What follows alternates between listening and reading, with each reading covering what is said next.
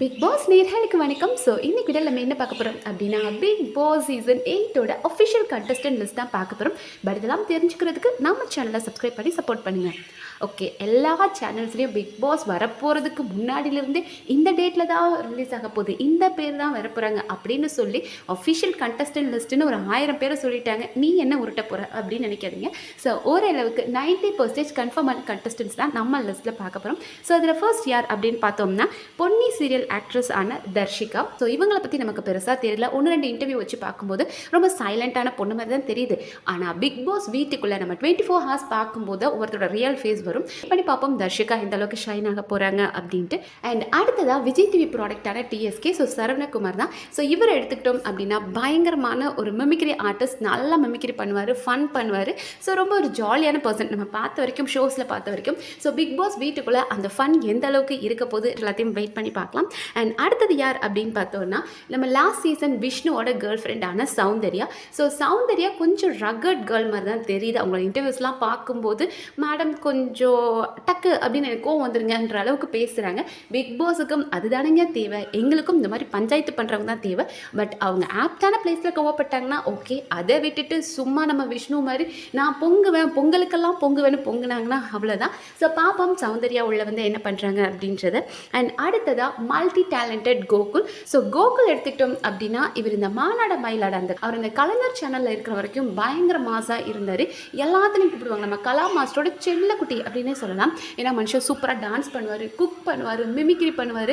வேறு லெவலோட பெர்ஃபார்மன்ஸ் எல்லாமே இருக்கும். ஸோ அவரோட டேலண்ட் அப்ரிஷியேட்டபிள் தான். பட் உள்ள அவர் என்ன பண்ணுவார் அப்படின்னு பார்க்க பயங்கர ஆசையாக இருக்குது. So Gokul, welcome to Bigg Boss. And அடுத்ததாக குக்கிங் கோமாளியோட கோமாளியான சுனிதா. சுனிதா நமக்கு தெரியும் விஜய் டிவி ப்ராடக்ட் தான். ரொம்ப வருஷமாக வந்து இந்த ஜோடி நம்பர் 1, அடுத்த பிரபுதேவா யார் அப்படின்றதெல்லாம் முடிச்சு அப்புறம் குக்கிங் கோமாளி செட்டில் ஒரு கோமாளியாகவே வாழ்ந்துட்டு வந்துட்டு இருக்காங்க. பட் உள்ளுக்குள்ளே அவங்களுக்குள்ள பயங்கரமான ஒரு டெரர் ஃபேஸ்லாம் இருக்குது. அது பிரியங்கா இஷ்யூ, மணிமேகலை இஷ்யூலாம் நமக்கு தெரிஞ்சது தான்.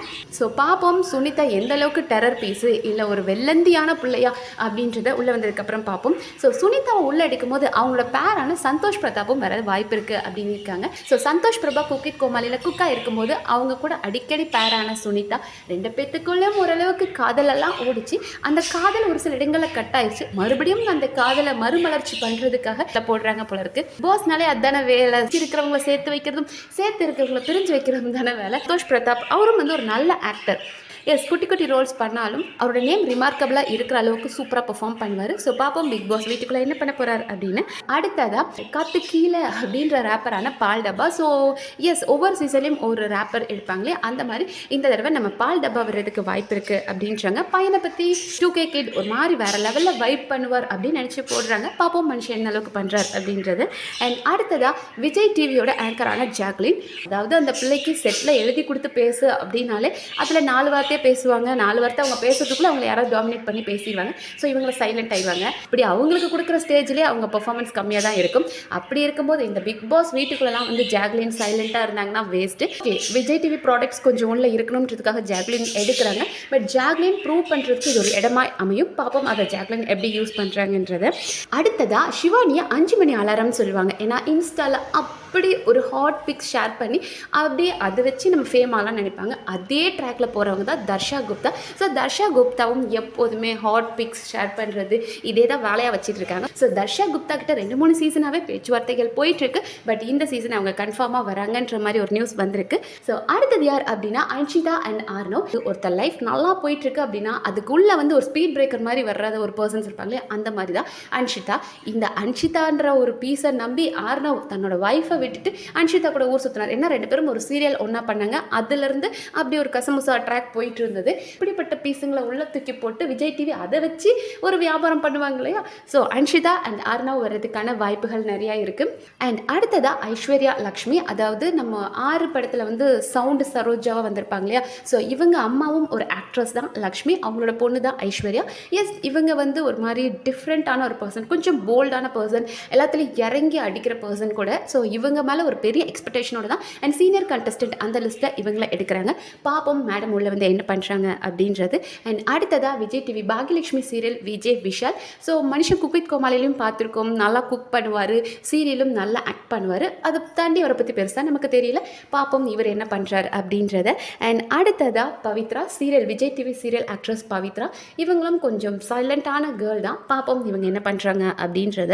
அடுத்ததாக விஜய் சேதுபதி அவர்கள் நடித்த மகாராஜா படத்தில் அவருக்கு பொண்ணாக நடித்த Sanjana. So Sanjana Bigg Boss செட்டோட யங் கேர்ளாக இருக்க போகிறாங்க. ப்ளஸ் நம்ம விஜய் சேதுபதியோட பொண்ணு வேறு இல்லையா. ஸோ உள்ளே எப்படி பொண்ணு பெர்ஃபார்ம் பண்ண போகிறாங்க அப்படின்றதெல்லாம் பார்ப்போம். பட் அதுக்காக விஜய் சேதுபதி அவங்களுக்கு சப்போர்ட் பண்ணுவாரா, விஜய் சேதுபதியோட பொண்ணு வந்துடுறாங்க அப்படின்றதெல்லாம் வந்து தம்ப்நெயில் வச்சு அவர் சப்போர்ட் பண்ணிடுவாரான்னு கேட்குறாங்க.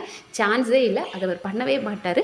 சஞ்சனா என்ன பண்ணுறாங்களோ, ரொம்ப சின்ன பொண்ணு தான், இருக்கிற கண்டஸ்டன்ஸ்லேயே ரொம்ப யங்கர் கேர்ளாக இருக்கிறாங்க. ஸோ பாப்போம் இந்த பிளாட்ஃபார்ம் அவங்க எப்படி யூஸ் பண்ண போகிறாங்கன்றதை பார்க்கலாம். அடுத்ததாக பாரதி கண்ணம்மா அருள். ஆல்ரெடி அதுலேருந்து வந்த வினுஷாலாம் ஒன்றுமே பண்ணாமல் எதுக்குமா நீ வந்த, நான் தண்ணி கேன் போட வந்தேன் அப்படின்ற மாதிரி இருந்துட்டு போனாங்க. பட் அருண் கிட்ட நம்ம கொஞ்சம் எக்ஸ்பெக்டேஷன்ஸ் இருக்குது. ஒரு நல்ல பெர்ஃபார்மர், நல்ல பர்சன் அப்படின்ற மாதிரி கேள்விப்பட்டிருக்கோம். பார்க்கலாம் அதெல்லாம் உள்ள வந்து அவர் என்ன பண்ண போகிறார் அப்படின்னு. அண்ட் அடுத்ததாக வந்துட்டு அஸ்வின். நமக்கு தெரியும் இல்லையா, கதை கேட்கும் போதே தூக்கம் வர நம்ம அஸ்வின், அப்புறம் டாக்டர் திவாகர், காத்து கருப்பு கலை, அப்புறம் நம்ம விடிவி கணேஷ் அப்படின்ற ஒரு சிலர் வந்து பேக்கப் லிஸ்ட்டில் வச்சுருப்பாங்க.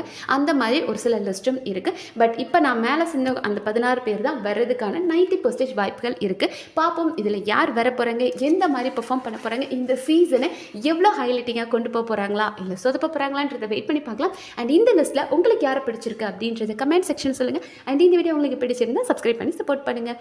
நன்றி.